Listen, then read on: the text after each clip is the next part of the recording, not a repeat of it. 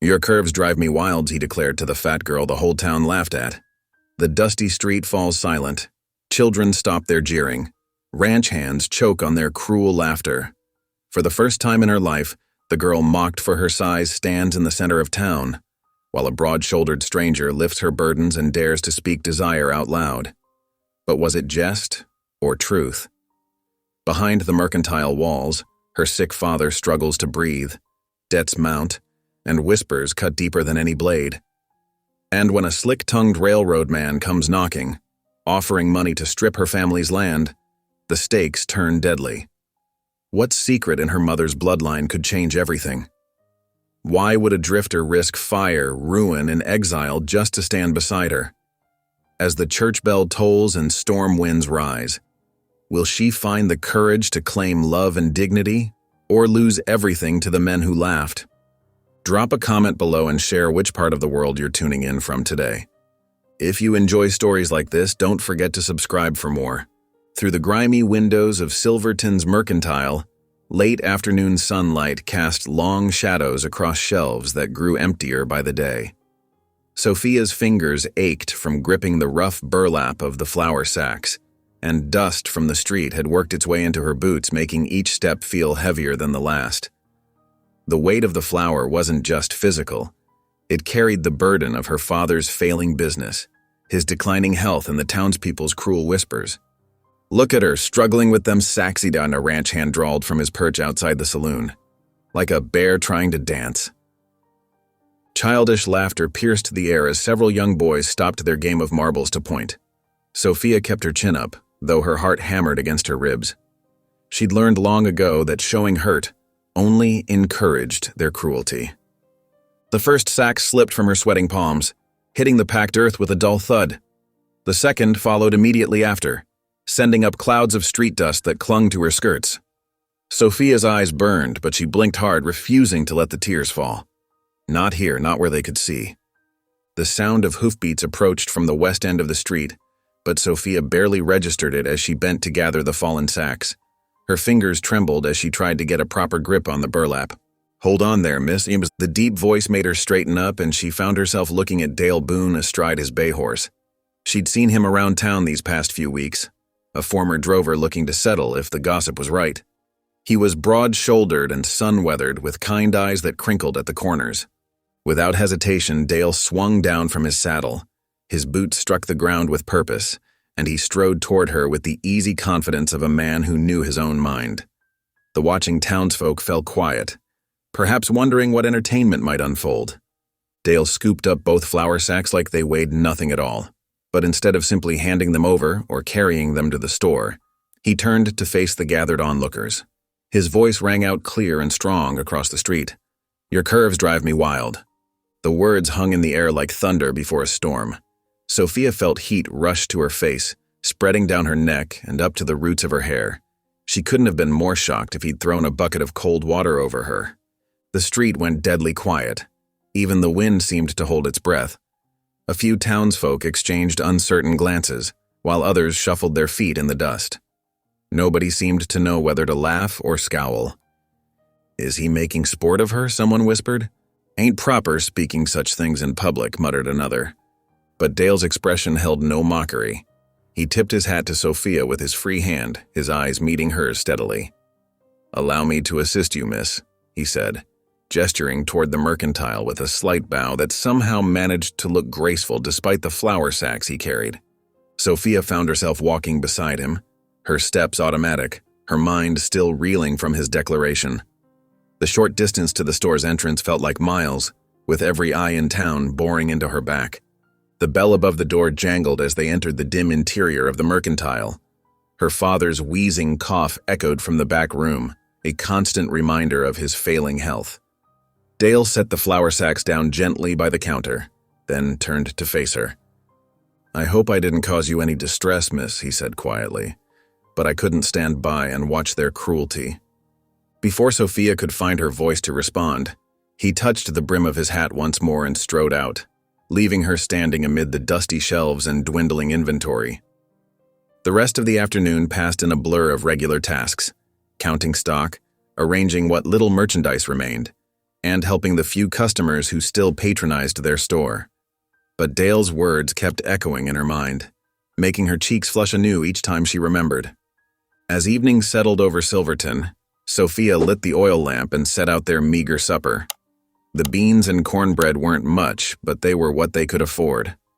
Her father shuffled to the table, easing himself into his chair with a grimace.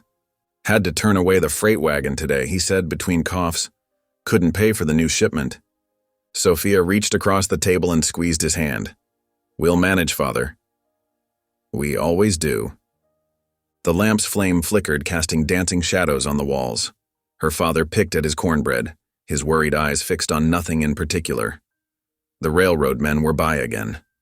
Their offer still stands. Sophia stirred her beans, not meeting his gaze. They'd had this conversation before. The railroad wanted their land, and their offer would solve their immediate problems. But selling meant giving up everything they'd built, everything her mother had loved about this place before she passed. Her thoughts drifted back to Dale Boone and his surprising declaration. Had he meant it? Or was it just a kind man's attempt to shame her tormentors? She'd seen genuine warmth in his eyes, felt sincerity in his gentle handling of the situation. But experience had taught her to be wary of hope. The oil lamp burned lower, its light growing dim as night crept in through the windows. Outside, a dog barked in the distance, and somewhere down the street, a piano played a tinny tune from the saloon. Inside the mercantile, Sophia and her father ate their simple meal in companionable silence, each lost in their own thoughts. Her father's cough broke the quiet. You seem far away tonight, he observed, his voice rough but gentle. Something on your mind? Sophia considered telling him about Dale's intervention, but held back. Her father had enough worries without adding her social complications to the mix. Just thinking about tomorrow, she said instead. We need to take inventory of what's left in the storeroom. He nodded, but his eyes held knowing. Sometimes Sophia thought he could read her thoughts as easily as the labels on their canned goods. That Boone fellow, he said carefully, seems like a decent sort. So he had heard about the incident. News traveled fast in Silverton. He was kind, Sophia admitted, keeping her tone neutral despite the flutter in her chest at the mention of Dale's name. Kindness is rare enough these days, her father mused, then dissolved into another coughing fit. Sophia rose quickly to fetch him a cup of water, her skirts rustling in the quiet room. As she watched him sip slowly, his hands shaking slightly, she felt the weight of their situation pressing down harder than any flour sack. The mercantile was more than just a store. It was their home, their legacy, their connection to her mother's memory. And it was slipping away, day by day. The lamp's flame dipped lower and Sophia moved to adjust the wick. In its dim light, she could almost imagine her mother's presence, could almost hear her humming as she used to while organizing the shelves. What would she make of Dale Boone and his bold declaration? Would she approve of his defiance of the town's cruelty? Sophia touched her cheek, still feeling the ghost of that afternoon's blush. For the first time in years, someone had looked at her and seen not just her size, but her worth. Whether Dale's words were born of genuine attraction or merely kindness, they had given her something precious, a moment of dignity in the face of scorn. The night settled fully over Silverton, bringing with it a cool mountain breeze that whistled through the store's weathered boards. Tomorrow would bring its own challenges, unpaid bills, dwindling supplies, and the ever-present pressure from the railroad. But tonight, Sophia allowed herself to hold on to the memory of Dale's voice ringing out across the street, defying the town's judgment with a declaration that, even if only for a moment, made her feel beautiful. The oil lamp flickered one last time, casting long shadows across the worn floorboards. Her father's breathing had grown steady, though occasionally interrupted by a gentle cough. Together they sat in the growing darkness, each lost in their own thoughts about the day's events and what tomorrow might bring. The morning sun crept through Silverton's streets, painting the weathered buildings in shades of gold. Sophia rose before dawn, as she did every day, her movements quiet, so as not to wake her father. The old wooden floors of the mercantile creaked beneath her feet as she retrieved the broom from its corner. The first sweep of the broom against the floorboards brought up small clouds of yesterday's dust. Sophia worked methodically, letting the familiar rhythm of the task calm her mind. But today, something felt different. A shadow passed by the window, followed by the distinct sound of wood being stacked. Curious, she moved to the back door and pulled it open. There stood Dale Boone, arranging firewood in neat rows beside their storage shed. His shirt sleeves were rolled up, revealing strong forearms dusty with work. He looked up at the sound of the door, a warm smile crossing his face. "Morning, Miss Sophia," he said, touching the brim of his hat. "Hope you don't mind. Noticed your wood pile was getting low." Sophia stared at the growing stack of split logs. "Mr. Boone, we can't accept charity." Dale straightened, wiping his brow with his sleeve. "This ain't charity, miss. Just being neighborly." He gestured to the wood. "Besides, what kind of man would I be if I saw a need and didn't help?" "After yesterday," Sophia's voice trailed off, her cheeks warming at the memory. "People are already talking." "Let them talk," Dale said firmly. "Kindness isn't mockery, Miss Sophia. Some folks in this town might have forgotten that, but I haven't." Before she could protest further, he turned back to his work. The steady thunk of wood being stacked filled the morning air. Sophia stood in the doorway, her broom forgotten in her hands, watching as this strange man who defended her yesterday now labored without being asked. As the morning progressed, customers began trickling into the store. Sophia couldn't help but notice how they whispered behind their hands, stealing glances through the back window where Dale was now examining their broken wagon. "Did you hear what he said to her yesterday?" Mrs. Peterson murmured to Mrs. Taylor as they examined fabric bolts. "Right there in the street, bold as brass." "Scandalous," Mrs. Taylor replied, though her tone held more intrigue than condemnation. "Though I must say, he seems a capable sort." The wagon tongue had been broken for weeks, making deliveries nearly impossible. Now Dale worked steadily, his skilled hands measuring and shaping a replacement piece. Every so often, Sophia caught glimpses of him through the window, as she helped customers, each time feeling that strange flutter in her chest return. By late afternoon, the wagon was fixed, the woodpile fully stocked, and Dale had somehow managed to oil all the squeaking hinges on the storage shed. Sophia's father, who'd been watching from his chair by the counter between coughing fits, finally spoke up. "Join us for supper," he said, his voice rough but warm. "Least we can do to thank you." Dale hesitated, looking to Sophia. She found herself nodding, surprised by how much she wanted him to stay. The evening meal was simple, corn mush and stewed apples, but the company made it feel like a feast. They sat around the small table in the back room, lamplight casting a gentle glow over their faces. Dale ate with appreciation, complimenting Sophia's cooking with genuine warmth. Between spoonfuls, her father's cough grew worse. He pressed a handkerchief to his mouth, his shoulders shaking with the effort. When he could speak again, his voice was heavy with worry. "Might as well tell you since you've been so kind," he said to Dale. "We're in a tight spot here. Railroad's agent holds paper on this place, more than we can hope to pay back now." Dale's expression grew serious. "The railroad? They're looking to build here?" Her father nodded, another cough interrupting his words. "Want the land for a depot. Been pressing hard, offering to buy us out, but it's not enough to start fresh elsewhere. And if we can't make the payment..." He left the sentence unfinished. Sophia stirred her mush, unable to meet Dale's eyes. The weight of their situation, usually carried in silent worry, felt heavier now that it was spoken aloud. "That ain't right," Dale said quietly, his jaw set in a firm line. "Using debt to force folks off their land? It's not honest dealing." The conversation turned to lighter topics after that, but Sophia could see Dale's mind working behind his careful words. He asked questions about the store, about their suppliers, about the town's growth. Each answer seemed to deepen the furrow in his brow. As the evening drew to a close, Dale helped clear the table and took his leave with another tip of his hat.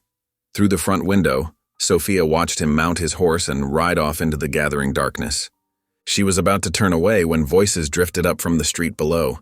A group of young men lounged against the hitching post, passing a bottle between them. "Did you see him playing the gallant today?" one laughed.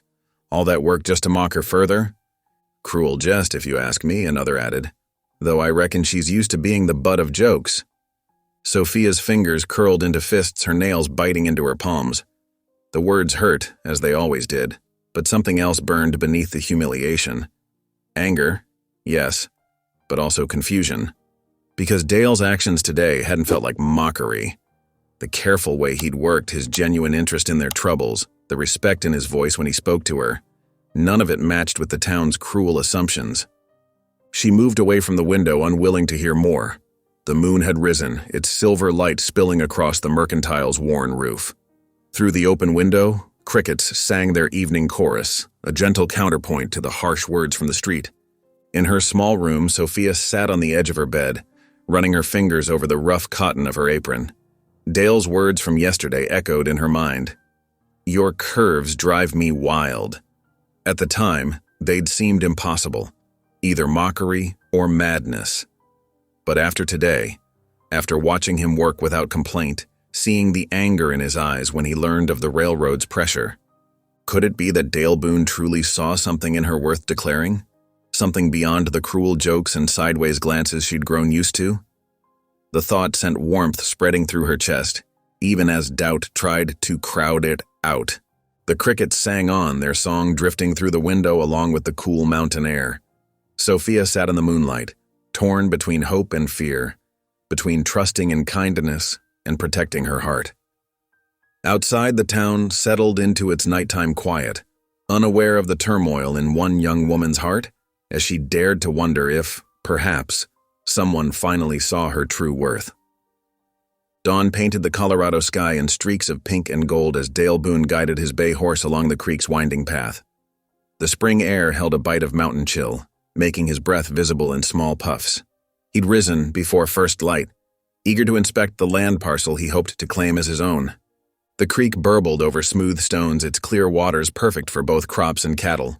Tall grass swayed in the morning breeze, and a stand of aspens provided natural shelter from the winds that swept down from the peaks. Dale dismounted, letting his horse drink while he walked the boundaries of what could become his homestead. "Fine piece of land," he murmured, crouching to scoop up a handful of dark soil. Rich and loamy, it held promise. As he straightened, his thoughts drifted to the mercantile and its troubles. A man needed roots, needed purpose beyond just working other folks' spreads. But what good was claiming land if it meant turning his back on what was right? The sun climbed higher as Dale completed his survey. Satisfied with what he'd seen, he mounted up and turned back toward town. The morning traffic was picking up as he approached the livery stable, wagons creaking past, shopkeepers opening their doors, the blacksmith's hammer already ringing against his anvil. Voices drifted from behind the livery. Dale reined in, recognizing the measured tones of Preacher Matthews and the deeper rumble of Tom Wilson, foreman of the Double Bar Ranch. "Making a mistake taking their side," Wilson was saying. "Railroad's coming whether folks like it or not. Best to be on the winning side of progress." "The boy seems determined," the preacher replied, "though I fear he doesn't understand what he's risking." "Ain't just about the mercantile failing," Wilson continued. "Half the businesses in town have railroad money behind them now. Side with those who fight progress, you'll find yourself mighty unwelcome." "Perhaps I should speak with him," the preacher mused. "Warn him that such choices have consequences. Being an outcast in these parts is no small burden." Dale's jaw tightened as he listened. So that was how things stood. The railroad buying loyalty, turning neighbor against neighbor. He clicked his tongue softly, guiding his horse past the livery before he could be spotted. The morning's hope curdled in his stomach, replaced by a cold understanding of just what he faced. By mid-morning, Dale had finished his other errands and headed to the mercantile. The bell above the door chimed as he entered, but no one stood behind the counter. Sophia's father's usual chair sat empty. "Miss Sophia?" he called softly. A muffled sound drew him toward the storeroom. There, among crates of supplies and sacks of flour, he found Sophia. She sat on an overturned barrel, her face buried in her hands, shoulders shaking with quiet sobs. "Hey now," Dale said gently, keeping his distance to avoid startling her. "What's troubling you?" Sophia looked up, hastily wiping her eyes with her apron. "Mr. Boone, I didn't hear you come in." She tried to smile, but it trembled at the edges. "It's nothing. Just foolishness." Don't look like nothing to me. Dale leaned against a stack of crates, his presence steady but giving her space. Sometimes sharing a burden makes it lighter. Fresh tears welled in her eyes. You don't understand. You can't. She drew a shaky breath. The way people look at me, the things they say, it's been this way my whole life. Not just. She gestured to herself, to the curves that had drawn such cruel commentary. There's more. Something we've hidden. Had to hide. Dale waited, letting her find her words. Dust motes danced in the shaft of sunlight streaming through the high window, and somewhere outside, a wagon rattled past. My mother, Sophia finally whispered, her voice barely audible. She was Comanche. The words hung in the air between them. Sophia's hands twisted in her apron as she continued, the story spilling out like water through a broken dam. Father met her when he was trading out west. They fell in love, married proper. But the prejudice, it was too much. When I was small, Sophia swallowed hard. She went back to her people. Father moved us here. Started fresh. But people see it in me, in my features, my build. They may not know exactly why I'm different, but they feel it. The jokes about my size, they're just an excuse. It's everything about me that doesn't fit. Dale stood silent, absorbing her words. Outside, the normal sounds of the street continued. Boots on wooden walkways, children's laughter, the distant ring of the blacksmith's hammer. But here in the storeroom, time seemed suspended. Finally, he spoke, his voice low and firm. Your heritage isn't something to be ashamed of, Miss Sophia. Those people out there with their cruel words and narrow minds, they're the ones who should be ashamed. Sophia looked up at him, hope and disbelief warring in her expression. You don't. It doesn't change how you see me? Only makes me see you clearer, Dale replied. Explains the strength I noticed first day I met you. Takes courage to keep going when the whole world seems set against you. Before Sophia could respond, a harsh coughing echoed from the main room. They both rushed out to find her father doubled over in his chair, handkerchief pressed to his mouth. Pah! Sophia hurried to his side, supporting his shoulders as the coughing fit racked his frame. Let's get him to bed, Dale said, moving to help. Together, they got the older man to his feet. Dale bore most of his weight as they made their way up the narrow stairs to the living quarters above the store. The bedroom was small but neat, with a patchwork quilt on the narrow bed and a worn Bible on the bedside table. They eased Sophia's father onto the mattress, where he lay back, breathing heavily. I'm sorry, he wheezed, looking at his daughter. The store... Hush now, Sophia soothed, adjusting his pillows. Rest is what you need. Dale watched from the doorway as she tenderly wiped her father's brow with a damp cloth. The scene stirred something deep in his chest, a longing for connection, for family, for something worth protecting. When Sophia's father had drifted into an uneasy sleep, she joined Dale in the hallway, closing the door softly behind her. Thank you, she whispered, for helping, for listening, she gestured vaguely, encompassing everything that had passed between them. Miss Sophia, Dale's voice was gentle but firm. I want you to know something. What you told me today, it changes nothing about my intentions. If anything, it makes me more certain. He met her eyes steadily. I won't walk away. Not from you. Not from this fight with the railroad. Whatever comes, you have my word on that. Sophia's eyes glistened with fresh tears, but these seemed different from her earlier sorrow. Why? She asked softly. Why take such a risk for us? Dale smiled slightly. Because sometimes a man has to decide what kind of person he wants to be.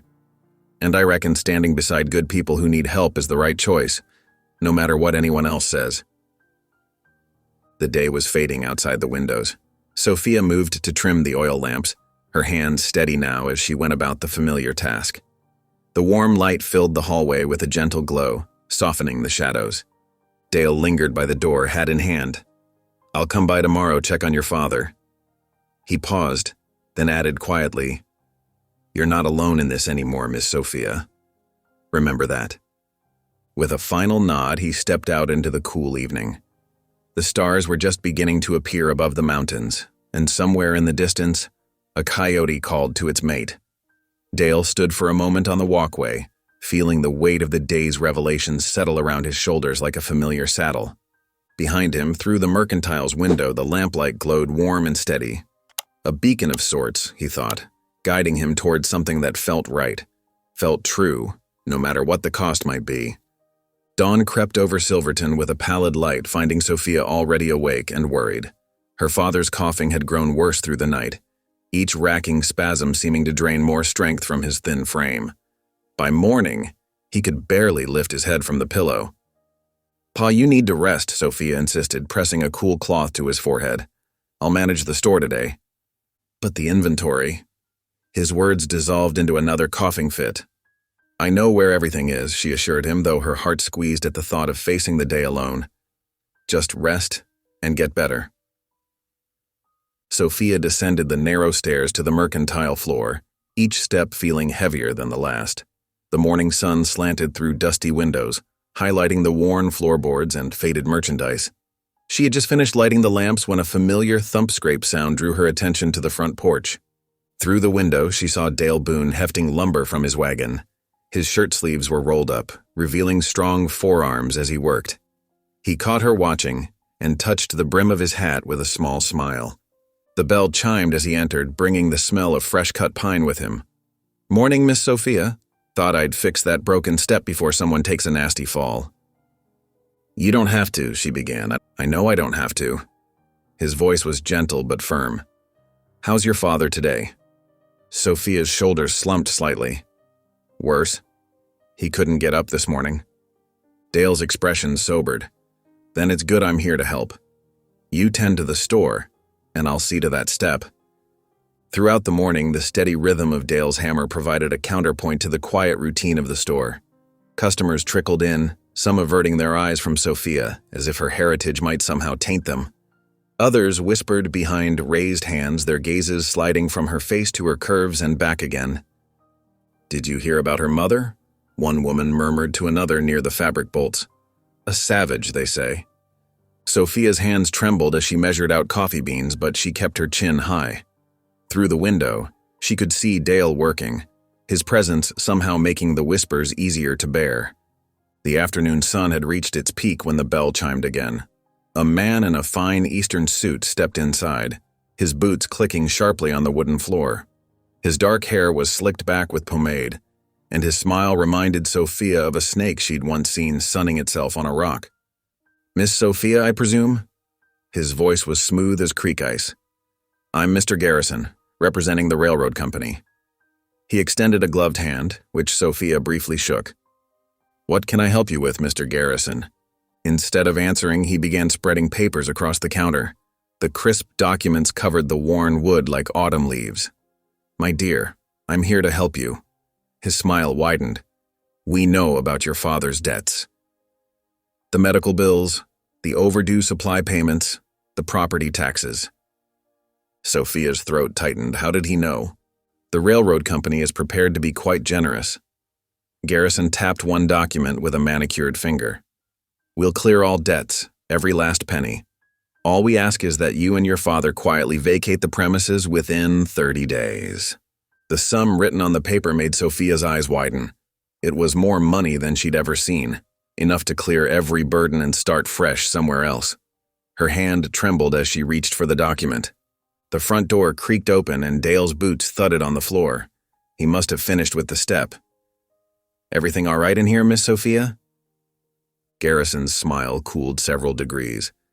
"This is a private business matter." "Seems to me anything affecting the mercantile affects the whole town," Dale said, moving to stand beside Sophia. His presence steadied her, like a strong wall at her back. "The deal is straightforward," Garrison continued, though his eyes had narrowed. "The debt cleared. A fresh start.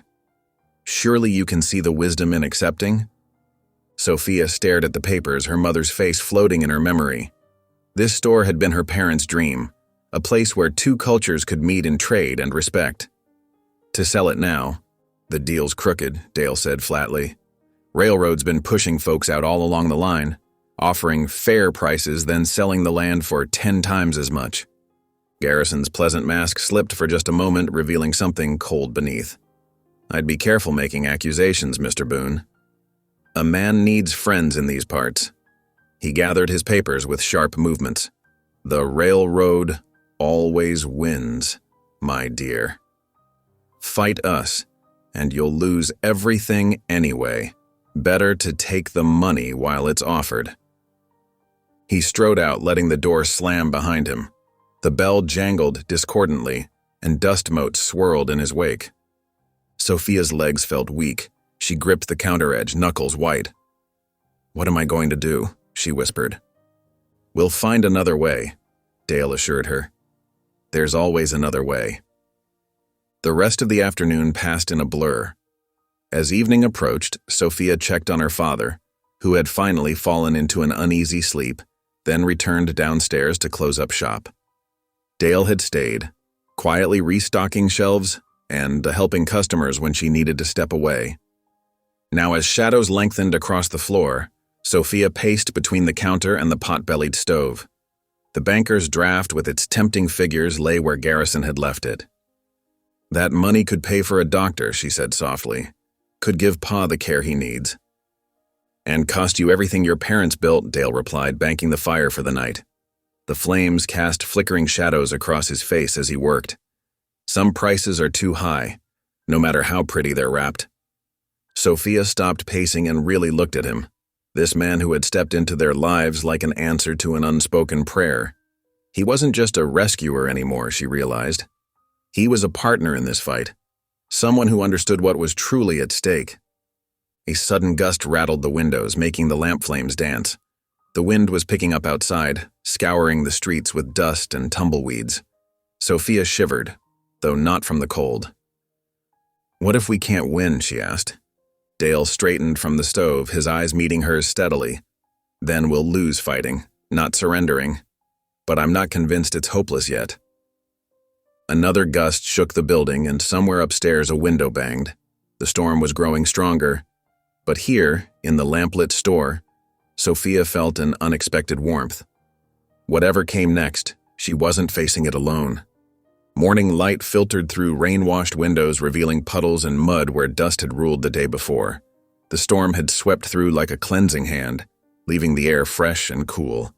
Sophia stood in the mercantile doorway, breathing in the damp sweetness while watching Dale hitch up their delivery wagon. "Reckon we should get these supplies out to the homesteaders before the roads dry hard and rutted," Dale called, securing the last strap on the harness. He'd arrived at dawn, bringing fresh eggs and concern for her father, who still lay abed upstairs. Sophia nodded, gathering her shawl closer.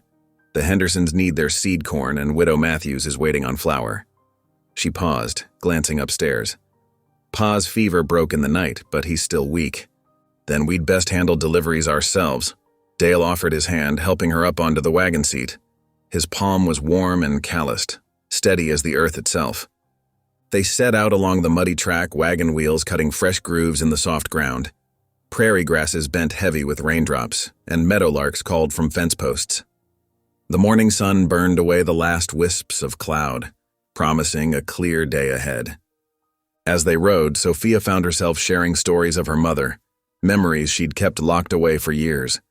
"She taught me about the plants that grow wild here," she said, pointing to patches of herbs along the roadside. "That one there.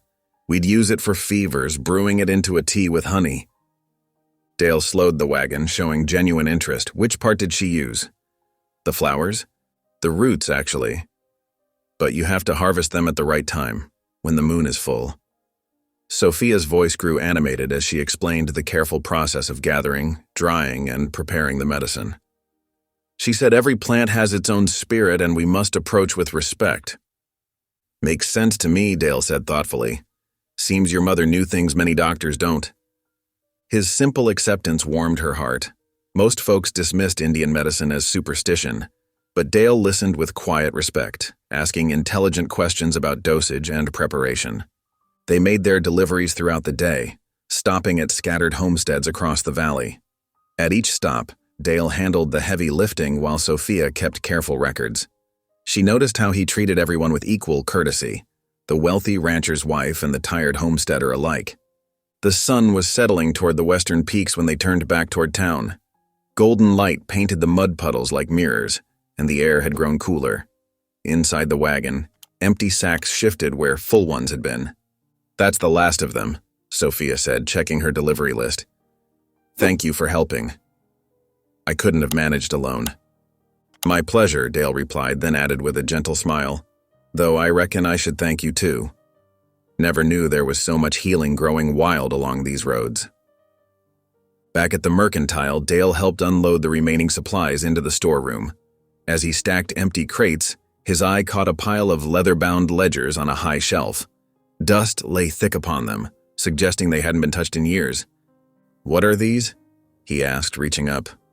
"Old account books, I think. Pa kept everything, though these look like they're from before my time." Dale lifted down the topmost volume, its pages yellowed with age. As he carefully opened it, his eyes widened. "Sophia," he called softly. "Come look at this." She moved closer, peering at the faded writing. There, beside her father's familiar signature on the deed of ownership, was another name, her mother's, written in both English and Comanche characters. She was co-owner, Sophia breathed, touching the page reverently. All this time. "This could change everything," Dale said, excitement building in his voice. "If your mother was legal co-owner, her rights would have passed to you. The railroad can't just seize property with clear title and inheritance." Sophia's heart began to race. "Are you sure?" "The preacher would know better than me. He handles legal matters for folks who can't afford lawyers. We should show him these ledgers, get his opinion." A shuffle of boots announced Sophia's father making his way slowly down the stairs. Though still pale, he looked stronger than he had in days. "What's all this about ledgers?" They showed him the signatures, and tears welled in his tired eyes. "I'd forgotten," he said softly. "We insisted on both names, your mother and I. Wanted to show we were true partners, no matter what anyone said." "Pa, this might save the store," Sophia explained, hope rising in her voice. He nodded slowly. "Your mother would be proud to see you fighting for it. She never did believe in backing down from what was right." The evening settled gentle around them as Sophia began preparing supper. Dale built up the fire while she chopped vegetables for a stew, adding pinches of herbs her mother had taught her about. The familiar rhythm of cooking settled her racing thoughts, helping her focus on the moment rather than tomorrow's uncertainties. "Something smells mighty fine," Dale commented, setting the table without being asked. The domesticity of the scene struck Sophia. How natural it felt to have him there, helping with these simple tasks. When the stew was ready, they gathered around the worn table. Sophia's father managed several spoonfuls before fatigue overtook him, but his eyes were clearer than they'd been in days. "Never had a meal so rich with care," Dale said after his first taste. "Reckon those herbs of yours do more than just heal fevers." The simple praise, spoken with such genuine appreciation, broke something loose in Sophia's heart. She laughed, a real laugh, full and free, for the first time in longer than she could remember. The sound seemed to fill the room with light. Her father smiled too, though his eyes were growing heavy.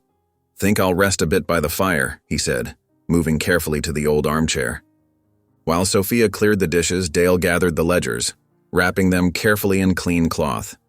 "I'll keep these safe at my place tonight," he said. "We can show them to the preacher first thing tomorrow." Sophia nodded, knowing the valuable documents would be safer away from the store. "Thank you," she said softly, "for everything." Dale tucked the precious bundle under his arm, his expression serious. "This is just the beginning. We'll see justice done, Sophia. I promise you that." In the armchair, her father had dozed off, his breathing steady and unlabored for the first time in days. The lamplight fell soft across his face, and something like peace seemed to settle over the room. Dawn painted the sky in gentle strokes of pink and gold as Dale made his way to the preacher's small house behind the church. The leather-bound ledgers were tucked safely under his arm, wrapped in clean cloth. His boots left fresh prints in the muddy street as morning dew sparkled on prairie grass. The preacher answered his knock promptly, already dressed in his black coat despite the early hour. "Brother Dale," he said, eyebrows rising at the sight of the bundled books. "What brings you here at first light?" "Something that might change everything," Dale replied, following him inside. The front room was spare but tidy, with a worn Bible open on the desk and morning light streaming through clean windows. Dale carefully unwrapped the ledgers, explaining their discovery as he turned to the crucial pages. The preacher adjusted his spectacles, leaning close to study the signatures. His weathered fingers traced the careful lines of both English and Comanche script. "Well now," he said slowly, straightening up, "this is quite something. A proper deed of ownership with both names, witnessed and recorded." He thumbed through several more pages, nodding. "Yes, everything appears in order. The law's clear on inheritance in such cases. As her only child, Sophia has full legal standing to block any seizure attempt." Relief flooded through Dale's chest. "You're certain?" "Absolutely." The preacher's stern face softened. "The railroad can't simply take property with clear title and inheritance, no matter how much pressure they apply. They'll have to negotiate fair terms or find another location." Dale gathered the precious documents, careful to wrap them securely. "Thank you, preacher. This will mean everything to Sophia and her father." The older man's expression grew thoughtful. "You know, Brother Dale, I may have misjudged your interest in that family. Perhaps the Lord's hand is at work here after all." Dale hurried back to the mercantile, finding Sophia already at work sweeping the front porch. The morning sun caught copper highlights in her dark hair, and his heart did a familiar skip at the sight of her. "Sophia," he called, holding up the wrapped ledgers. The preacher confirmed it. "You have full legal standing. The railroad can't touch this place without your agreement." Her hands trembled as she took the books, clutching them close. "Truly?" she whispered, eyes bright with unshed tears. "We're safe?" "Safe as houses," Dale assured her. "Though we ought to do more than just stop their seizure. We need to show the town what this place means, what you mean to the community." Sophia's expression turned wary. "What do you have in mind?" "A gathering," Dale said, warming to his idea. "A community meal, right here in the churchyard. Show folks your worth beyond all their foolish talk. Let them taste your cooking, see your kindness." "I don't know." Sophia hesitated, fingers worrying at her apron. "What if no one comes? Or worse, what if they just come to mock?" "Then we'll feed whoever shows up with dignity," Dale said firmly. "But I reckon folks might surprise you given the chance." After long moments, Sophia nodded slowly. "When? Tomorrow evening? We can spend today preparing, and I'll help with everything." They threw themselves into the work with shared purpose. Dale chopped fresh wood for the cooking fires, while Sophia gathered ingredients, planning hearty dishes that would stretch to feed many. Her father sat in his chair by the window, offering advice and quiet encouragement as they worked. The kitchen soon filled with savory aromas as Sophia stirred 3 large pots of stew, 1 beef, 1 chicken, and 1 bean for those who couldn't afford meat. She added pinches of her mother's herbs, lending each pot its own special character. Dale marveled at how she seemed to know exactly when to adjust the seasonings without measuring anything. While the stews simmered, Sophia mixed batch after batch of cornbread, the familiar motions smooth and sure. Dale fetched water, stoked fires, and cleaned up spills without being asked. Between tasks, he watched her work, struck by how naturally she moved through the kitchen, how completely in her element she seemed. "Ma always said cooking for others was a way of showing love," Sophia said softly, carefully turning golden loaves out of their pans. Even when folks were unkind, she believed sharing food could build bridges. In a quiet moment, Sophia took 2 flour sacks apart at the seams, washing them carefully before sewing them together into a clean tablecloth. Her stitches were tiny and even, each one placed with care. Dale noticed how her strong hands, capable of lifting heavy sacks and kneading bread, could also create such delicate work. As evening approached, Dale helped carry everything to the churchyard. Wooden tables were arranged in a broad circle, with the new tablecloth spread proud in the center. Lanterns hung from tree branches cast warm light across the scene, and the preacher came to help, bringing extra chairs from the church. "Smells mighty fine," he said, breathing in the rich aromas. "Reminds me of suppers at my grandmother's house." People began arriving just as the sun touched the western peaks. First came a few curious children, drawn by the sense of cooking. Then families appeared, carrying dishes to share: apple pies, pickled vegetables, fresh turned butter. Even Widow Matthews brought her famous preserves. Dale watched Sophia's face as more townsfolk arrived, saw her tension slowly ease as greetings remained civil, even friendly. No one made cruel remarks about her size or heritage. Perhaps they were simply being polite, but it was a start. When most of the town had gathered, Dale stepped forward, his heart pounding but his voice steady. "Folks," he called, waiting until he had their attention, "I want to thank you all for coming. This mercantile has been the heart of our town for years, offering fair prices and help to those in need. Sophia and her father have served this community faithfully, just as her mother did before them." He saw a few people shift uncomfortably at the mention of Sophia's mother, but he pressed on. "Some of you may not know that her mother was Comanche, a wise woman who knew the healing plants of this land and shared the knowledge freely. That legacy lives on in Sophia's kindness, her courage, and yes, her cooking." This drew a few chuckles, warming the atmosphere. "Tonight we're sharing more than just a meal," Dale continued. "We're sharing community, the way neighbors ought to.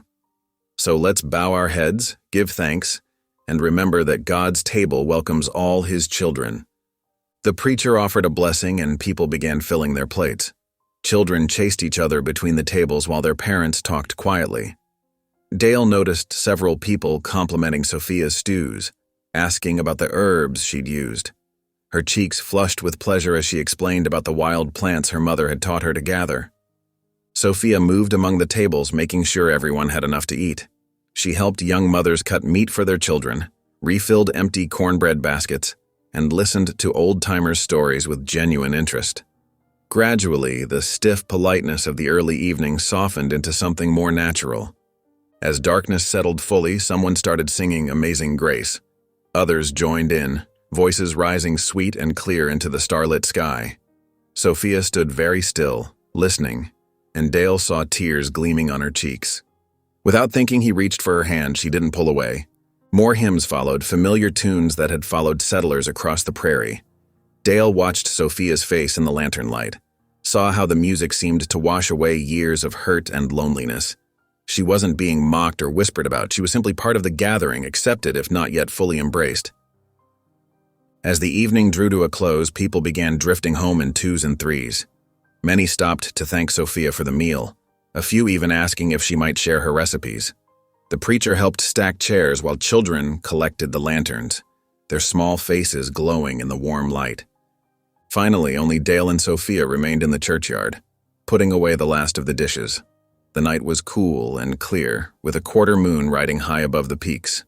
Crickets chirped in the grass, and somewhere an owl called softly. "Thank you," Sophia said quietly, "for suggesting this, for speaking up, for—" She gestured at the tables, the scattered crumbs, the empty pots that had held so much good food and better fellowship. Dale turned to face her, his heart full of things he wasn't quite ready to say. But when their eyes met in the fading lantern light, he saw that Sophia understood. Something had shifted between them, as gentle and profound as the turning of seasons.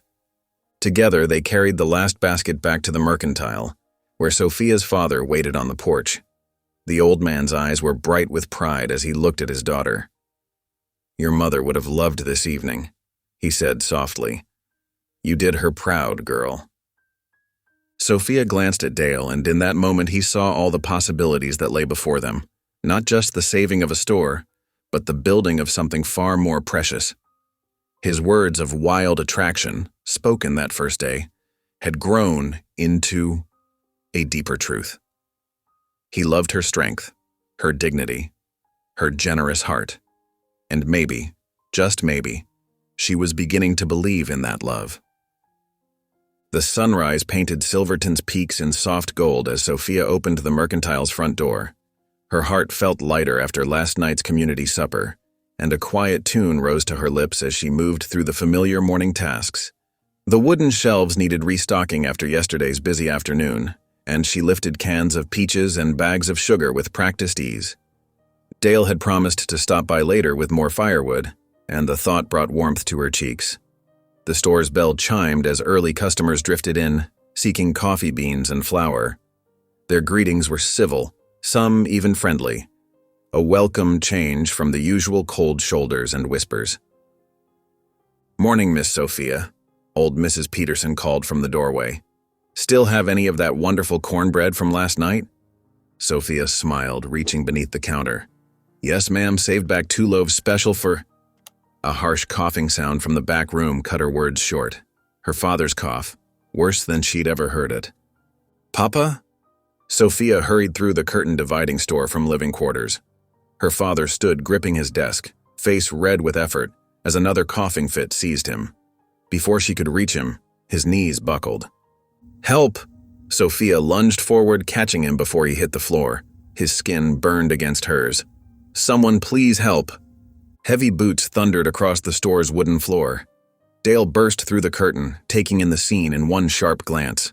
Without a word, he lifted Sophia's father into his arms. "The bed," Sophia directed, her voice shaking. "This way." Together they got him settled on the narrow bed. Her father's breathing came in ragged gasps, his face flushed with fever. Sophia pressed a trembling hand to his forehead and jerked it back. His skin felt like a hot stove lid. "I'll fetch the doctor," Dale said, already turning toward the door. "Wait!" Sophia grabbed her shawl. "Let me make Mama's tea first. It always helped his cough before." She rushed to the kitchen, fingers finding the familiar herbs her mother had taught her to use.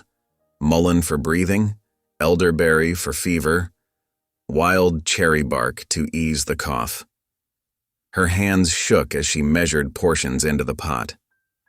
Dale watched from the doorway. "I'll ride for Doc Matthews now. That tea can steep while I'm gone." Sophia nodded, not trusting her voice. The store bell jingled as Dale rushed out. Minutes later, she heard hoofbeats pounding down the street. The tea finished brewing, and Sophia helped her father sip it slowly. His breathing remained labored, though the coughing eased somewhat. She bathed his face with cool cloths, singing softly the lullabies her mother once sang to her. The morning crept by with agonizing slowness. Finally, after what felt like hours, she heard wheels crunching on gravel. Dale had returned with Dr. Matthews in his buggy. The doctor's lined face was grave as he examined her father, listening to his chest with a brass stethoscope. "Pneumonia," he confirmed, straightening up. "Both lungs are congested. He needs proper medicine, quinine and digitalis at minimum." He began writing in his notebook. "I'll make up a list of what's required." Sophia's throat tightened. "How much will it cost?" The doctor hesitated. "The medicines alone will be $15. They're scarce right now. The supply wagon's been delayed by spring floods." He looked at her kindly. "I can wait on my fee, but the druggist in Denver will want payment up front." $15. Sophia's knees went weak. The store's strongbox held barely $3 in coin. Even with the money from yesterday's sales, they wouldn't have enough. "I'll help," Dale said firmly. "We'll find a way." Dr. Matthews packed his bag. "Start him on willow bark tea for the fever. Keep him warm and try to get broth into him when he'll take it. I'll check back tomorrow." He touched Sophia's shoulder gently. "Your mother's remedies will help some, but he needs the proper medicine soon. The next few days will be critical." After the doctor left, Sophia sank into the chair beside her father's bed. Dale brought her a cup of coffee, but she couldn't drink it. Her mind raced, trying to think of ways to raise the money. "I'll visit some neighbors," she said finally. "Maybe they'll advance credit for goods or loan against the store's inventory." She stood, straightening her skirts. "Will you stay with him while I'm gone?" Dale nodded. "Of course, don't be too long though, it'll be dark soon." The afternoon sun cast long shadows as Sophia made her rounds. She started with the families who had seemed friendliest at last night's supper. Mrs. Peterson offered $1, all she could spare. The blacksmith's wife contributed 50 cents and a pot of chicken soup. But others were less kind. "Ain't our fault you can't manage your business proper," Mr. Jenkins sneered from his doorway. "Maybe if you folks had stuck to your own kind instead of mixing blood, you wouldn't be in such straits." Each rejection felt like a physical blow. By the time Sophia turned back toward the mercantile, she had gathered less than $4. Darkness was falling, and the spring air had turned bitter cold. She pulled her shawl tighter, fighting back tears. The mercantile's windows glowed with lamplight as she approached. Dale met her at the door, his face etched with concern. One look told him how little success she'd had. "Come in out of the cold," he said gently. "I've got coffee hot on the stove." How is he? Sophia hung her shawl on its peg. Sleeping now. The willow bark tea seemed to ease his fever some. Dale poured coffee into 2 tin cups. We'll think of something, Sophia. I promise you that. They carried their coffee to her father's bedside. His breathing was still labored, but his sleep seemed peaceful for the moment. Sophia sank into her chair, bone-weary from the day's fears. We could sell things, she said softly. The silver teapot Mama brought from her people. My Sunday dress. Those are your treasures, Dale protested. There must be another way. They sat in silence as the lamp burned lower. Outside, a coyote called to its mate, a lonely sound that echoed Sophia's fears. She found herself praying, not in proper church words, but in the simple way her mother had taught her, speaking to Creator from the heart. I can't lose him too, she whispered. Not yet, please. Dale's hand found hers in the darkness, warm and strong. We'll face this together, he said quietly. Whatever comes. Through the long night hours, they kept vigil. Sometimes her father would wake, confused by fever, calling for Sophia's mother in both English and Comanche. Sophia would hold his hand, singing softly until he drifted back to sleep. Dale stoked the fire, made fresh coffee, and never left her side. As false dawn began to lighten the eastern sky, Sophia watched her father's chest rise and fall with each troubled breath. She couldn't bear the thought of losing him, not just for herself, but for all the memories of her mother he carried. Who else remembered how her mother's eyes crinkled when she laughed, or the special songs she sang while gathering herbs? Your mother's spirit is strong in you, Dale said, as if reading her thoughts. We'll find a way to save him. I swear it. Sophia squeezed his hand in silent gratitude. Whatever tomorrow might bring, she wasn't facing it alone anymore. Sometimes she was learning. Strength came not in standing alone, but in letting someone help carry the load. Through the window, first light touched the mountain peaks. Another day was beginning, bringing with it both challenges and hope. Her father's breathing remained labored, but he was still fighting. And as long as he fought, Sophia would not give up. The next morning brought a pale sun struggling through pewter clouds. Dale saddled his bay horse before dawn, checking his saddlebags one last time. He had wrapped his remaining coins in a handkerchief. Not enough for the medicine, but he would find a way. Take care of her while I'm gone, old friend, he murmured to his horse, patting the sturdy neck. The animal nickered softly in response. The streets of Silverton were still quiet as Dale rode past the mercantile. Through the window, he glimpsed Sophia's silhouette bent over her father's bed. His heart ached at the sight. Without pausing, he turned his horse toward the muddy road leading to Cooper's Creek, the next settlement over. The spring rains had turned the trail treacherous. His horse picked its way carefully through deep ruts filled with sticky mud. Every few minutes, Dale had to dismount to lead the animal around the worst spots. The going was slow, each mile a battle against the elements. By mid-morning, his boots were caked with mud and his clothes splattered. Still, he pressed on. The trading post at Cooper's Creek was their best hope. It served a larger territory and often had medicines in stock when smaller towns ran dry. The sun was high overhead when he finally rode into Cooper's Creek. The trading post stood at the far end of the rutted Main Street, its weathered sign creaking in the wind. Dale dismounted stiffly, his muscles protesting the long ride. Inside, the store smelled of leather and tobacco. Behind the counter, old Mr. Harrison peered at Dale through wire-rimmed spectacles. What brings you out in this mess? The shopkeeper asked, noting Dale's mud-covered state. Medicine, Dale replied. Got a man down with pneumonia in Silverton. Dr. Matthews says he needs quinine and digitalis. You got any? Harrison scratched his chin. Might have a bit left. Supply wagon's overdue on account of them floods. He disappeared into the back room, returning with 2 small bottles. This here's all I got. $15 for the pair. Dale's heart sank. He had barely $8 to his name. That's steep pricing, Mr. Harrison. Can't help that. Everything's dear since them floods, railroads charging extra freight and… The railroad, Dale muttered. Of course, everything seemed to lead back to them lately. He pulled out his handkerchief of coins, laying them on the counter. I've got $8 here, plus my pocket watch. It's solid silver. Harrison examined the watch carefully. "It's a fine piece, but—" "Please," Dale said quietly. "A man's life depends on it." Something in his voice must have reached the old shopkeeper. Harrison sighed, then nodded. "All right, son.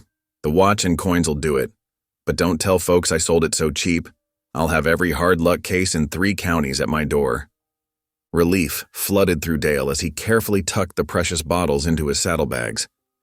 The ride back seemed even longer, with darkness gathering and the mud growing treacherous in the failing light.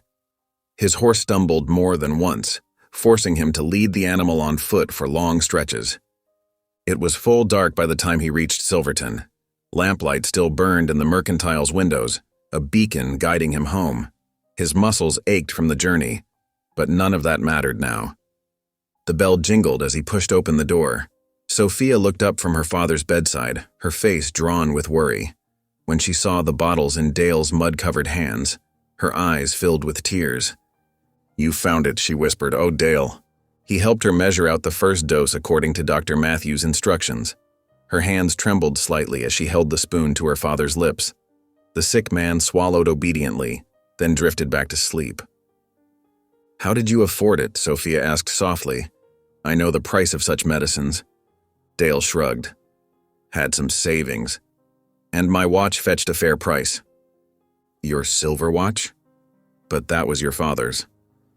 "It was just a thing," Dale said gently. "Some things matter more."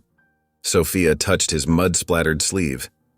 "No one has ever—" She swallowed hard. "No man has ever made such a sacrifice for me before." Dale caught her hand in his. "It's not sacrifice when it comes from love," he said quietly. Their eyes met in the lamplight, and something shifted between them. Their joined hands lingered, neither wanting to be the first to let go. Finally, Dale reluctantly pulled away. "I should head home. You'll be all right?" Sophia nodded. "The medicine will help. I can feel it." She walked him to the door. "Thank you, Dale. For everything." The night air had grown cold as Dale rode toward his small homestead by the creek. His thoughts were full of Sophia, the warmth of her hand in his, the way she looked at him when he brought the medicine. Maybe tomorrow. The smell of smoke reached him first, then he saw the orange glow through the trees. His heart lurched as he spurred his horse forward. His shack was engulfed in flames, the fire roared hungrily, consuming the rough-hewn walls he had built with his own hands. Dale leaped from his horse, grabbing the water bucket he kept by the door. Again and again he ran to the creek, throwing water on the flames, but it was like trying to douse a bonfire with teardrops. He fought until his arms shook with exhaustion, but it was too late.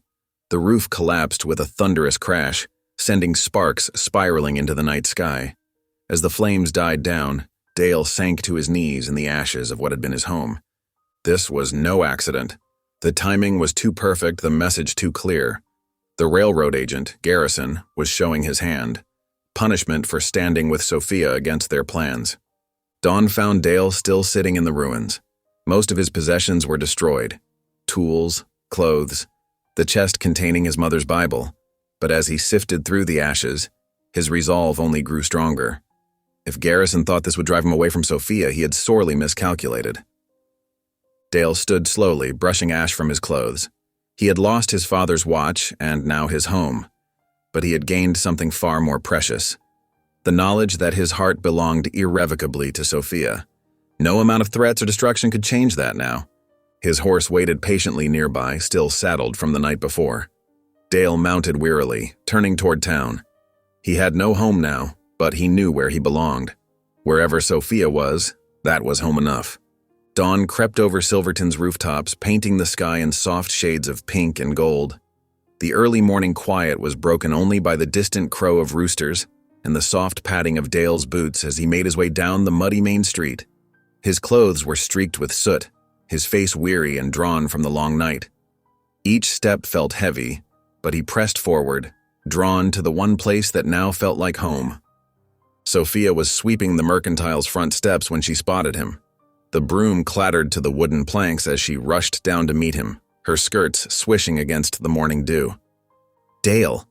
Her voice caught as she took in his appearance, the black smudges on his face, the exhaustion in his eyes. What happened to you?" He swayed slightly where he stood, steadying himself against a hitching post. "The shack. They burned it. Everything's gone." Sophia's hand flew to her mouth, her eyes widening in horror. Then anger sparked in their depths, fierce and protective. "The railroad. Garrison." She spat the name like it was poison. "They did this to punish you for helping us." Dale nodded wearily. "Reckon so. Found it burning when I got back from fetching your pa's medicine." Without hesitation, Sophia took his arm. "Come inside, you need food and rest." Her touch was gentle but firm as she guided him through the mercantile's door. The store was quiet, morning sunlight streaming through the windows to dance on tin cans and pickle jars. Sophia led Dale to the back room, where a pot of coffee simmered on the wood stove. She poured him a cup, then dampened a clean cloth to wipe the soot from his face. "We can't let them keep doing this," she said as she worked, her movements tender but her voice hard with determination. "First they threaten our store, now they burn your home. They think they can bully us into submission." Dale caught her hand, holding it against his cheek. "Then we'll show them they're wrong. We'll fight them proper and legal-like, right out in the open where everyone can see." A sound from upstairs drew their attention. Sophia's father was coughing, but it seemed different, less harsh than before. They hurried up to check on him. To their surprise, they found him sitting up in bed, some color returned to his cheeks. He smiled weakly as they entered. "That medicine of yours seems to be doing its work," he said, his voice stronger than it had been in days. "The fevers broke sometime this morning." Sophia pressed her hand to his forehead, tears of relief gathering in her eyes. "It has. Oh, thank God." She turned to Dale. "And thank you. If you hadn't made that ride yesterday." Her father's eyes narrowed as he took in Dale's appearance. "Son, you look like you've been through hell itself." While Sophia tended to her father, Dale explained about the burning of his shack. The old man's face grew grave. "The railroad's showing its teeth now. They won't stop until they have what they want." "Then we'll give them a fight they won't forget," Sophia declared, straightening her spine. "Dale, what about those ledgers? The ones with Mama's signature?" Dale's eyes lit up despite his exhaustion. "The town council meets every fortnight. We could present them there, make our case official-like. With your mother's signature on the deed, they can't legally seize the property without your consent." "The next meeting's tomorrow," Sophia's father added. "Good timing if you've a mind to do it." A knock at the door interrupted their planning. The preacher stood on the threshold, his face serious beneath his broad-brimmed hat. They invited him in, and he settled into a chair by the bed. "I heard about the fire," he said, looking at Dale with concern. "Word travels fast in a small town. I came to warn you, the railroad won't yield easily. They've built their empire by crushing smaller folks beneath their wheels." "But surely they must follow the law," Sophia protested. "With Mama's signature on the deed?" The preacher held up a weathered hand. "The law is one thing, child. Power is another. They'll fight you with every weapon they have, money, influence, fear. You'll need prayer and perseverance to weather what's coming." Dale stepped closer to Sophia, taking her hand in his. "Then that's what we'll have. I made a promise to stand by her, and I aim to keep it, no matter what storm comes." The preacher nodded slowly, studying their joined hands. "Then I'll pray for you both. And perhaps," he smiled slightly, "for something more than just victory over the railroad." He stayed a while longer, sharing coffee and offering counsel on how to present their case to the town council. When he finally took his leave, the sun was sinking toward the western peaks, painting the sky in deep oranges and purples. Sophia's father had dozed off, his breathing easier than it had been in days. Dale helped Sophia bank the stove and close up the store for the night. The evening air was cool and sweet as they stepped out onto the mercantile's front porch. They settled onto the wooden bench, shoulders touching. Above them, the first stars were beginning to twinkle, and a full moon was rising over the rooftops, casting silver light across the quiet street. "I've never let myself hope before," Sophia said softly, her voice barely above a whisper. "It seemed safer that way. Less chance of being hurt when people showed their true colors." Dale turned to look at her, his face gentle in the moonlight. "And now," she met his gaze steadily. "Now I find myself dreaming." Not just about keeping the store or surviving another day, but about, she hesitated, then pressed on, about a life with someone beside me, someone who sees me for who I really am. Dale's hand found hers again, their fingers intertwining naturally as if they'd been made to fit together. I see you, Sophia. I've seen you since that first day with the flour sacks. Your strength, your kindness, your beauty. All of it. They sat in comfortable silence, watching the moon climb higher in the velvet sky. The evening air carried the scent of spring flowers and the distant song of crickets. For the first time in years, Sophia felt truly at peace, as if all the pieces of her life were finally falling into place. The railroad's threats still loomed, and tomorrow would bring its own battles. But here, in this moment, with Dale's hand warm in hers and the moonlight blessing them both, Sophia allowed herself to dream of a future filled with love and hope. Not just survival, but a life rich with possibility. A life with Dale by her side. The moon sailed higher, casting long shadows across the porch. Inside the mercantile, the clock chimed 9 times, but neither of them moved to go inside. This moment was too precious to break, this newfound peace too sweet to disturb. Together they sat watching over their sleeping town, their hearts beating in quiet harmony with the rhythm of the night. The morning sun cast long shadows through the church's stained glass windows as townspeople filed into the makeshift meeting hall. Wooden pews creaked under the weight of farmers, merchants, and ranchers gathering for the town council meeting. The air hung heavy with tobacco smoke and tension. Sophia clutched the leather-bound ledgers to her chest, her knuckles white. Dale stood beside her near the back of the church, his solid presence giving her courage. Her father had insisted on attending despite his weakened state, and sat wrapped in a wool blanket in the front pew, determination etched on his pale face. Mr. Garrison swept in through the side door, his fine suit and polished boots marking him as different from the dust-covered townsfolk. He carried a leather portfolio stuffed with papers, a confident smile playing at his lips. The railroad agent nodded to several prominent citizens as he made his way to the front. "Steady now," Dale whispered to Sophia. "Remember what we practiced."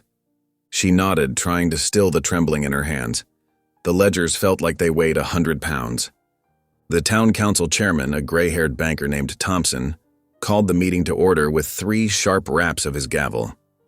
First order of business today is the matter of the railroad's proposed depot expansion. Mr. Garrison rose smoothly to his feet. "Thank you, Chairman Thompson." He opened his portfolio with a flourish.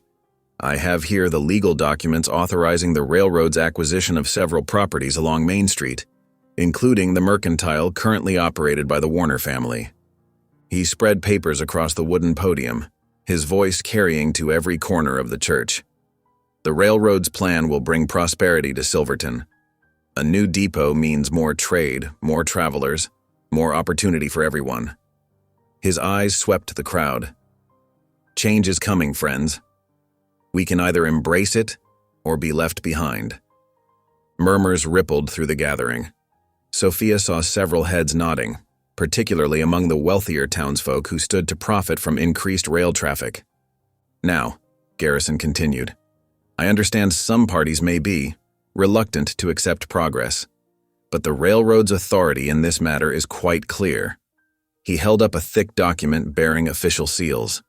"We have the right to claim any property necessary for expansion, with fair compensation, of course." Sophia felt Dale's hand press gently against her back. It was time. Her legs felt like water as she stood, but her voice came out clearer than she expected. "Mr. Chairman, I wish to speak." All heads turned toward her. She saw surprise on some faces, derision on others, but she focused on her father's encouraging nod and Dale's steady presence beside her. "The floor recognizes Miss Warner," Thompson said, sounding slightly bewildered. Sophia made her way to the front, conscious of every eye following her progress. The ledgers shook slightly in her hands as she placed them on the podium. "Mr. Garrison speaks of authority and progress," she began, her voice growing stronger with each word. "But I have here something that speaks of heritage and right." She opened the oldest ledger to the marked page. "This is the original deed to the mercantile, signed not only by my father but by my mother, Sarah Moonfeather Warner." A collective gasp went up from the assembly. Sophia raised her chin, facing the shocked faces directly. Yes, my mother was Comanche. She was also a legal co-owner of our store, which means her signature carries the full weight of law. Her fingers traced the flowing script of her mother's name. I have carried the weight of whispers and mockery about my blood, but today I stand proud of both sides of my heritage. Dale stepped forward, his deep voice carrying authority. I've examined these documents with the preacher. They're legally binding. The railroad can't seize property that's protected by proper ownership papers. Garrison's face had turned an ugly shade of red. This is preposterous. Some scrawl by a savage woman can't possibly. That savage woman was my wife, Sophia's father called out, struggling to his feet. She was more civilized than many who called themselves Christian, and her signature is as legal as any man's in this room. The preacher stood up from his place among the council members. I can attest to the authenticity of these documents. They were properly witnessed and recorded when the store was purchased 15 years ago. Sophia squared her shoulders, her voice rising with passion. The mercantile isn't just a building to us. It's my mother's legacy. She poured her heart into serving this community, even when some turned their backs on her. She taught me that dignity matters more than what others think of you. And she's right about that, Dale added, moving to stand beside her. I've watched Miss Warner face cruelty with grace. I've seen her help folks who needed credit when times were hard, even those who mocked her. If that ain't civilization, I don't know what is. The church had grown so quiet you could hear the wind whistling through the bell tower. Sophia looked out at the sea of faces, seeing something new in many expressions, respect, and perhaps a touch of shame. The railroad offers progress, she continued, her voice softening. But at what cost? When we destroy the heart of a town to build its future, what kind of future are we really building? Garrison slammed his hand on the podium. This is nothing but sentiment and trickery. The railroad will not be stopped by...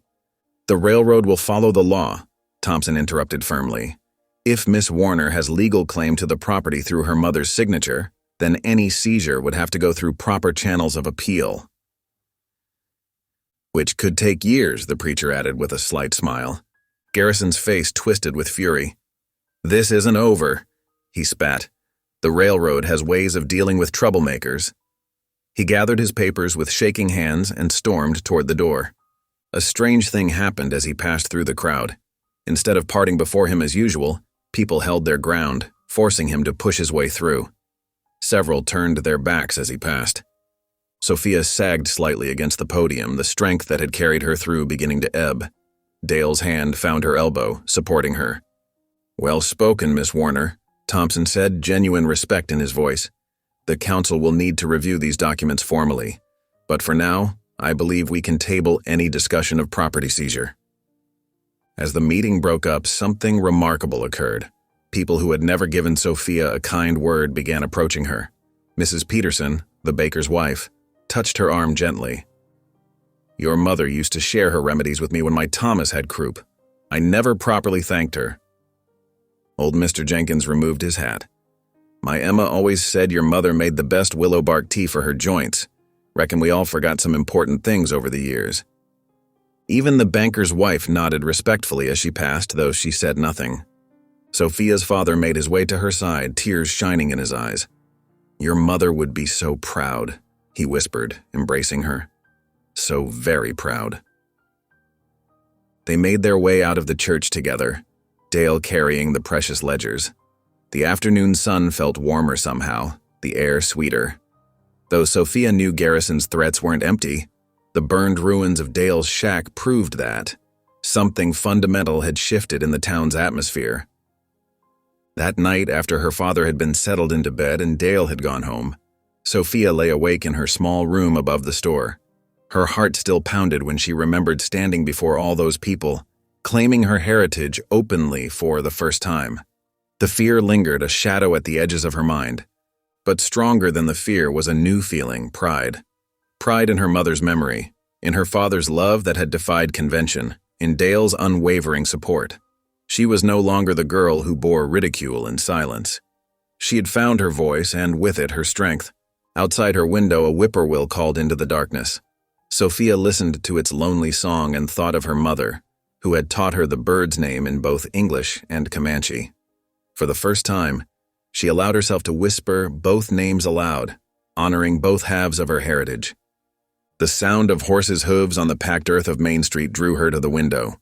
Through the moonlight, she saw Dale riding past on his evening patrol, checking that all was secure.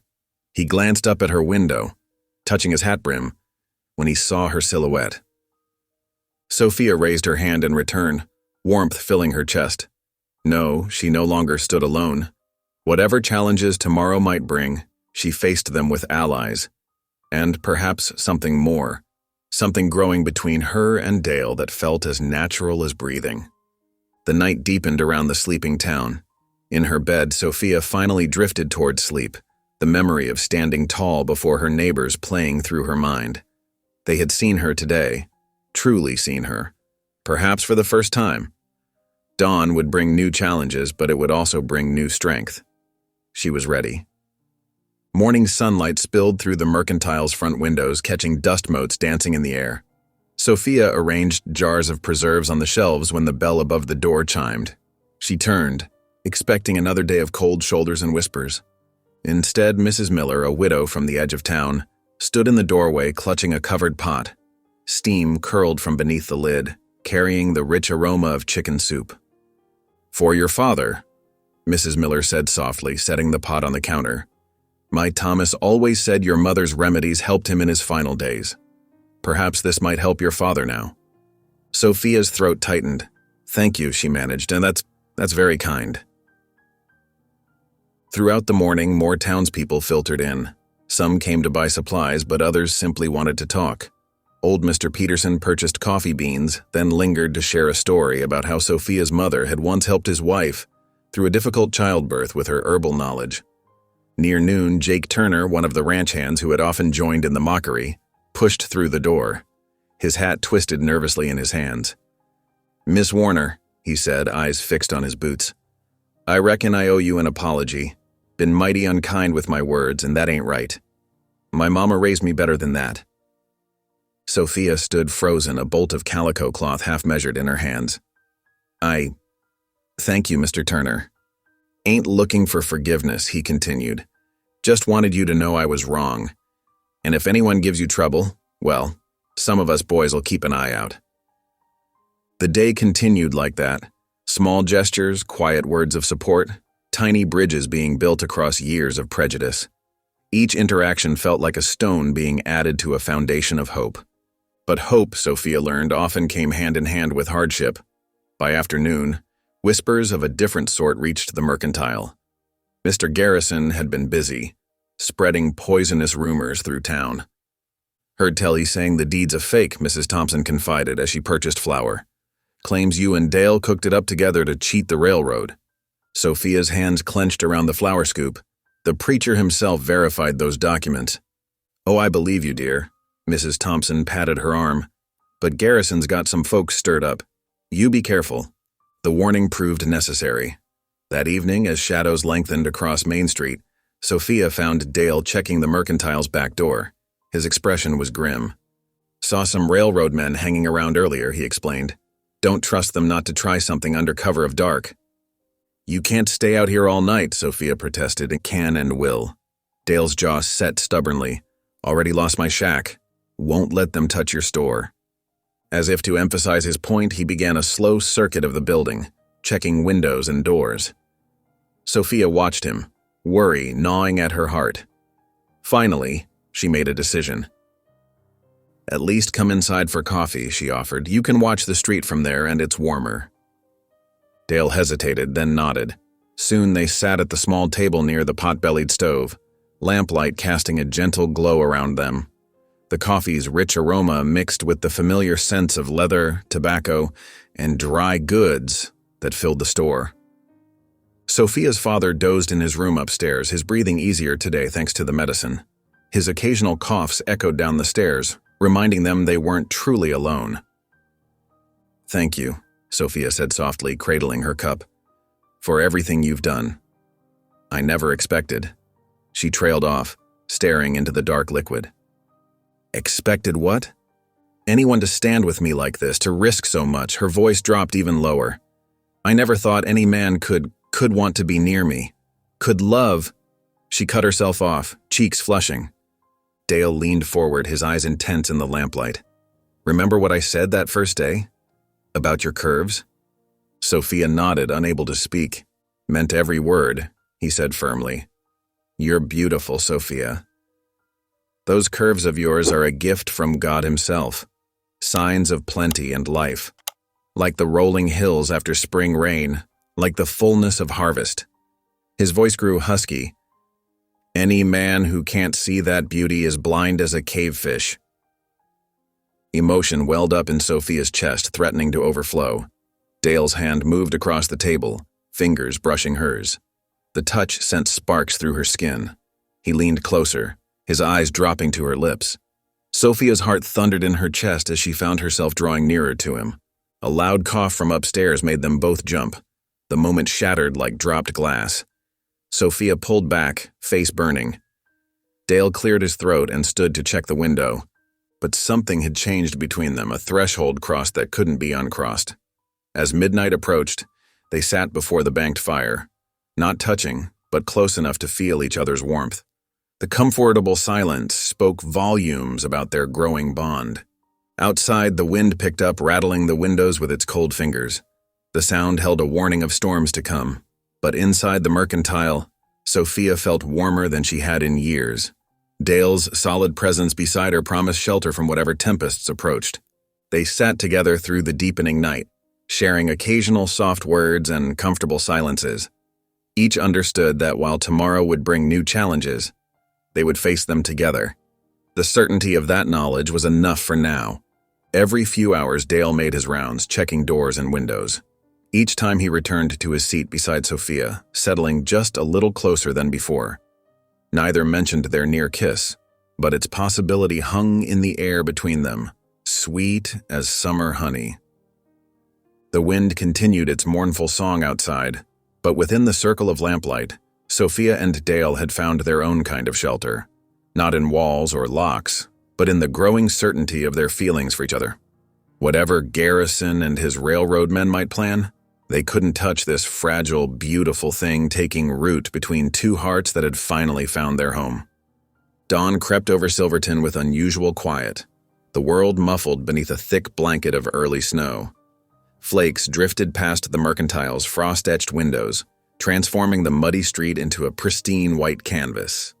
Inside, Sophia stirred beneath her quilt, roused by the peculiar stillness that only snowfall brings.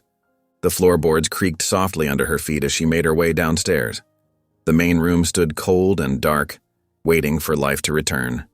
Sophia knelt before the pot-bellied stove, adding kindling and logs from the dwindling pile. Above, she could hear her father's breathing, steadier now thanks to Dale's desperate ride for medicine. As warmth began seeping back into the room, Sophia wrapped her shawl tighter and moved to the window. The snow had transformed everything. Fence posts wore white caps, wagon wheels had disappeared beneath drifts, and the hitching posts looked like sugar-dusted confections. The sight reminded her of winters past, when her mother would tell stories of snow spirits who danced through the trees, leaving beauty in their wake. The door's bell chimed, letting in a swirl of snowflakes and Dale Boone. His coat was frosted white, hat crusted with ice, and his arms strained under a load of split wood. "Thought you might need this," he said, stamping his boots. "Storms likely to last." "You're half frozen," Sophia scolded, but her eyes sparkled with warmth. "Set those down and come get warm." Dale stacked the wood neatly beside the stove, his movements efficient despite cold, stiffened fingers. Sophia poured coffee into 2 tin cups, adding an extra spoonful of sugar to his.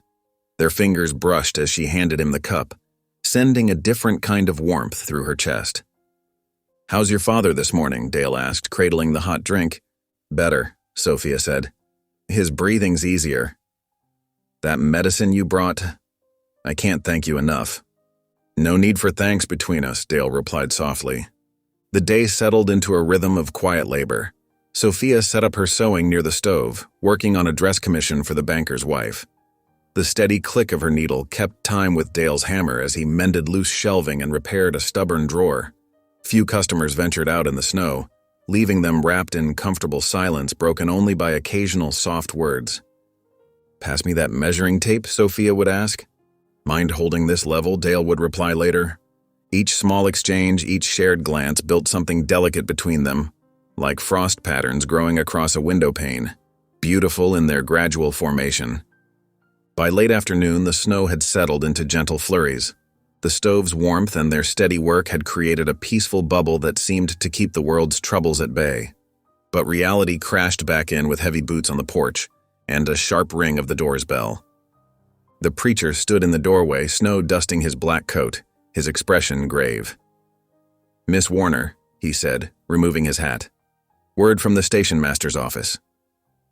A telegram arrived. Sophia's hand stilled on her sewing.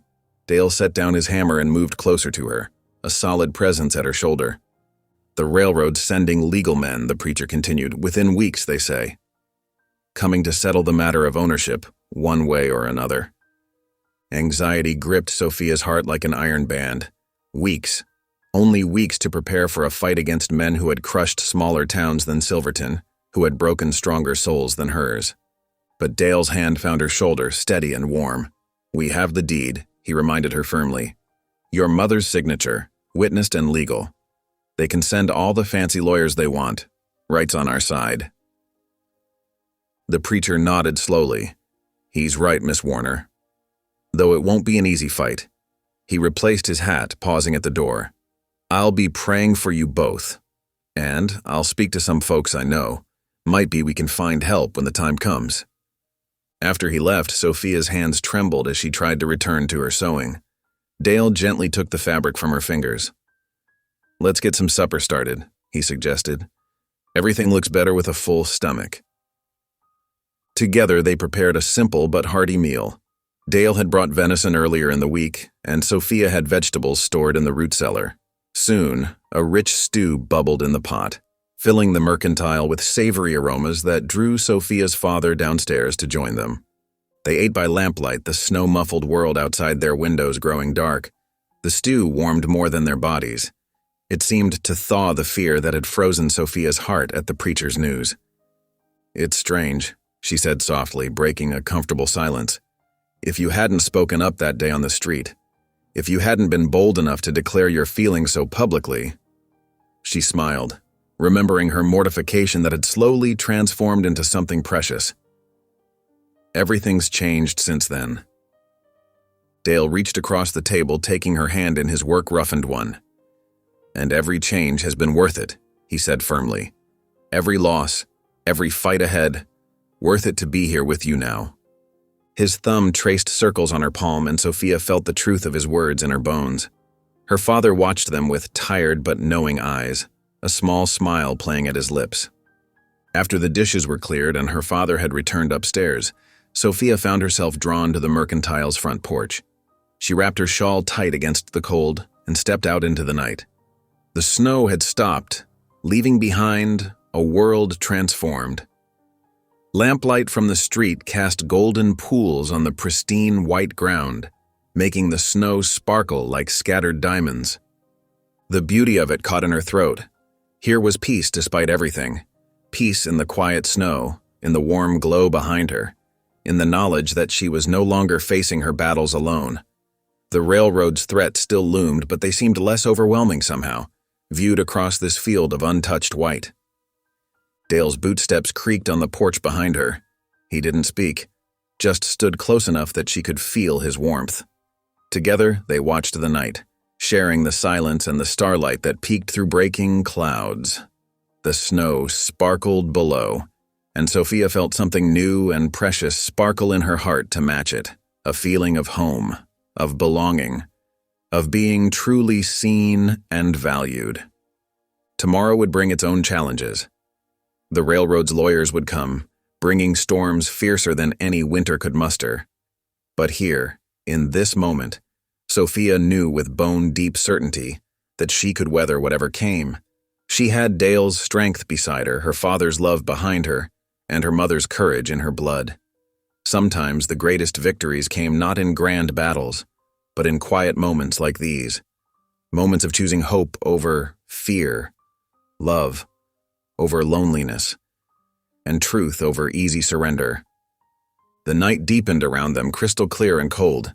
Neither moved to go inside just yet, content to stand together in the peaceful silence, watching their breath mingle in the frozen air while the snow glittered endlessly under the winter stars. The winter winds howled fiercer each day, rattling the mercantile's windows.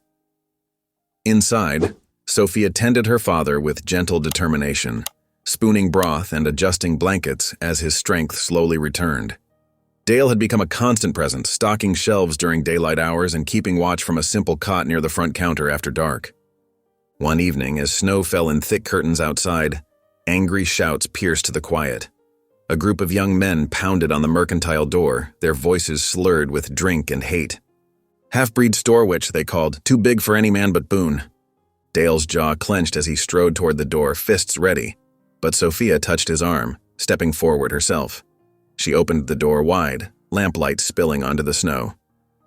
"James 3, verse 17, she said clearly, her voice carrying across the shocked silence. "But the wisdom from above is first pure, then peaceable, gentle, willing to yield, full of mercy and good fruits." The young men shuffled their feet, caught between Garrison's promised coins and the shame burning their cheeks. One by one, they melted away into the snowy night, leaving only their footprints behind. Come morning, word spread through Silverton like wildfire. The school teacher stopped by with a fresh-baked pie, speaking loudly enough for others to hear. Such dignity in the face of cruelty. That's true strength. Dale watched with pride as other townsfolk began to nod respectfully when passing the mercantile. Some even stopped to chat with Sophia, seeing past old prejudices to the gentle soul within. That evening, as Dale stoked the stove, Sophia's clear voice lifted in a hymn. He joined in, their voices weaving together in the lamplit warmth. The music spoke of more than mere survival. It carried hope, healing, and the quiet triumph of love over hatred. In that moment, watching Sophia's face glow with inner peace, Dale saw how she was changing not just his heart, but the heart of Silverton itself. The winter wind cut sharp across Silverton as snow piled deeper with each passing day. Inside the mercantile, supplies grew scarce. Dale spent long hours in the frozen woods, checking his trap lines. Each rabbit he brought home went into Sophia's stew pot, feeding the small household. Sophia's father gained strength daily. One morning he pushed himself up from his bed, determination etched on his weathered face. With Sophia hovering close, he took slow steps across the room. His first walk brought tears to Sophia's eyes. The bell above the door jangled harsh one afternoon as Garrison burst in, his fancy coat dusted with snow. "This ends now," he snarled, slapping his palm on the counter. "Sign it over, or I'll make sure you regret it." Sophia didn't flinch. With steady hands, she laid her mother's deed before him. "Challenge it legally if you dare," she said quietly. Dale moved beside her, his revolver visible on his hip. The three stood in tense silence until Garrison's nerve broke. He snatched up his papers and stormed out, letting in a blast of cold air. That evening, a knock surprised them.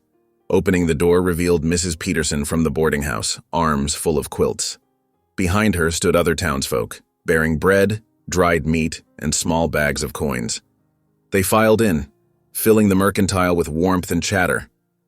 "We stand with you," the blacksmith declared gruffly, pressing coins into Sophia's hand. She pressed her fingers to her lips, overcome by the kindness from those who once mocked her.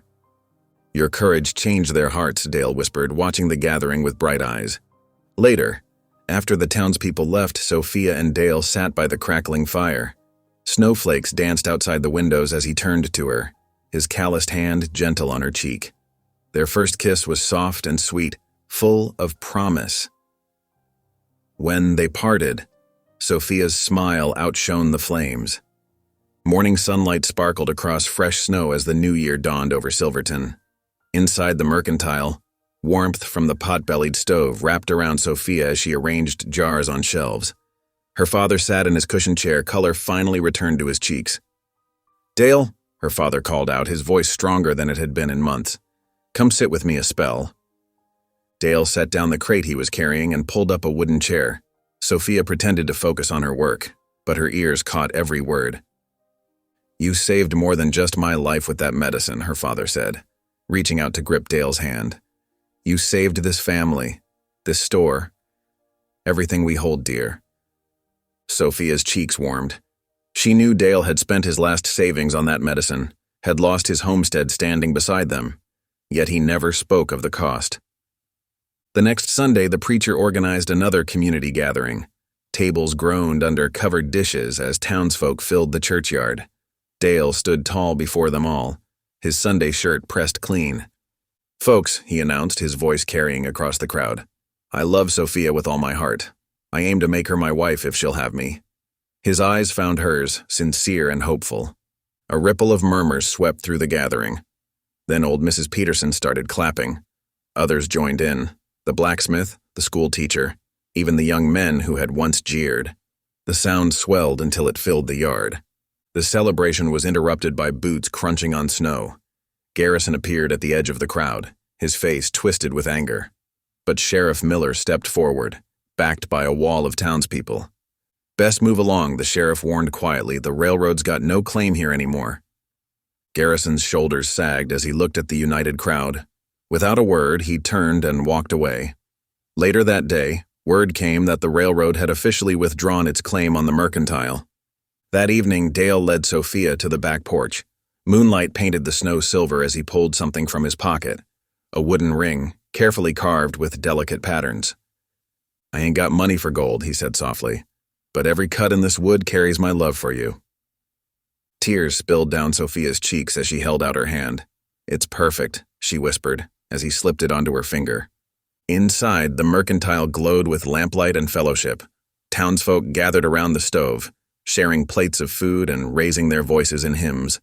Laughter mixed with the singing, warm and genuine in the cold night. Sophia looked around at the faces that once held scorn now showing friendship. Her father beamed from his chair. Dale's hand rested warm in hers, and her mother's deed hung proudly on the wall. At last, she was truly home. February sunshine warmed the morning as townsfolk filed into Silverton's one-room church. Fresh pine boughs decorated the wooden walls, their sweet scent mixing with wood smoke from the pot-bellied stove. Dale stood at the altar, his boots polished and dark suit brushed clean, hands clasped to still their trembling.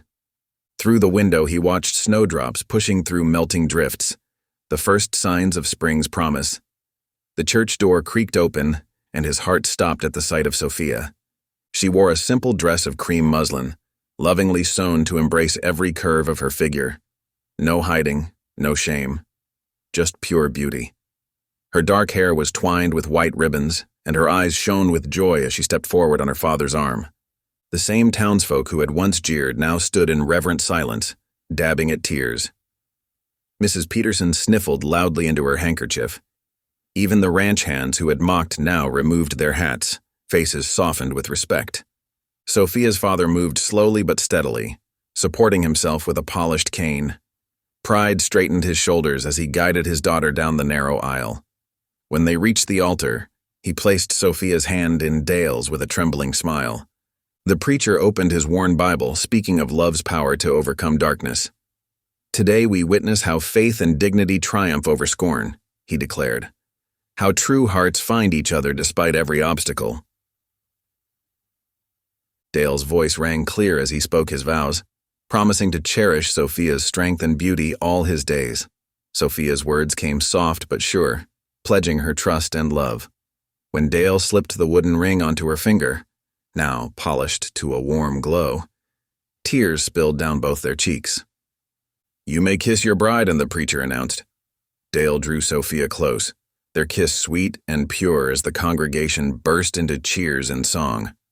Amazing grace filled the little church, voices rising in joyful harmony.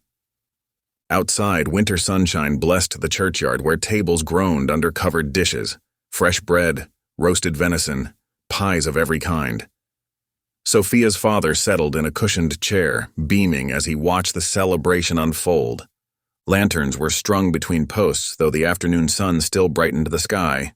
Dale led Sophia in their first dance, her muslin skirts swirling as they moved to fiddle music. Other couples joined them, laughter mixing with the tune. Children darted between the dancers, playing tag and snatching cookies from the tables. The same young ones who had once laughed at Sophia now offered her flowers picked from windowsills. As evening approached, Dale and Sophia walked hand in hand back to the mercantile. Neighbors dropped by for supplies, offering congratulations and warm wishes. The couple stood together on the porch, Dale's arm wrapped securely around his bride's waist.